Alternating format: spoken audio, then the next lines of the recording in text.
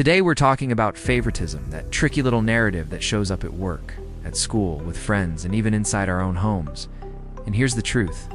Favoritism exists, but not nearly as often as people think. Most accusations of favoritism don't come from reality. They come from insecurity, fear, shame, comparison, misunderstanding, and selective perception. Those emotions shape the stories we tell ourselves, and because we're the ones telling them, we believe them.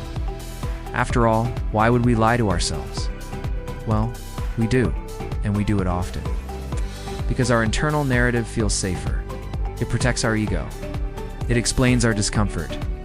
And it gives us a villain or a hero to make sense of what we're feeling. The human brain is wired for pattern seeking, even when the pattern isn't real. We scan for who gets attention, who gets praise, who gets access, who gets time. And when we don't have all the information, the brain fills in the gaps with assumptions. Psychologists call this cognitive distortion, especially mind reading and emotional reasoning. We see something, we feel something, and we decide it must be true. But here's the leadership truth. Most favoritism narratives are built from incomplete information and amplified by insecurity. Favoritism is often confused with proximity, familiarity, or convenience. Sometimes a leader works more closely with someone because their role requires it. A teacher calls on a student more because they sit closer. A manager communicates more with someone because they're on the same shift. A parent spends more time with one child because of age or needs. None of that is favoritism, but it looks like it. And because we only see the surface, we assume the surface is the whole story.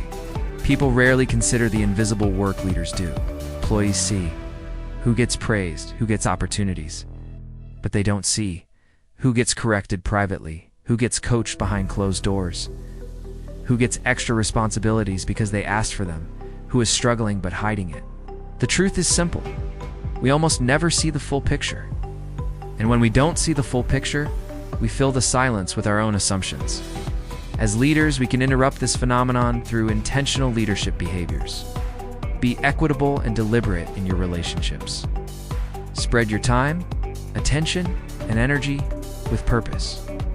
Communicate your reasoning, your decisions, and your expectations.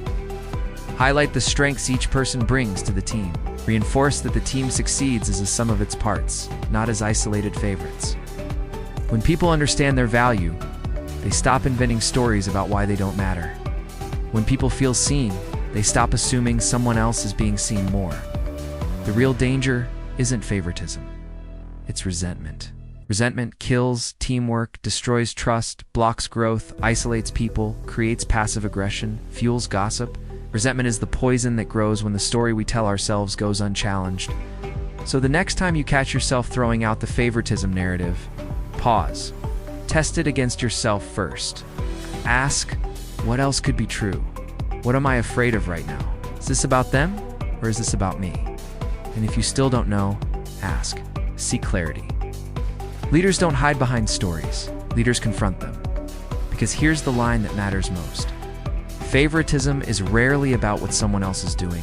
It's usually about what we fear we're not doing. When we let the fictitious stories we tell ourselves get in the way of who we can be, we don't just hurt ourselves. We hurt the team, the culture, and any chance we have of growing into our full potential. You deserve to know your value. Your team deserves clarity. Your leadership deserves honesty, especially the kind you give yourself. My name is Jim Rutherford, and this is the Want To Project.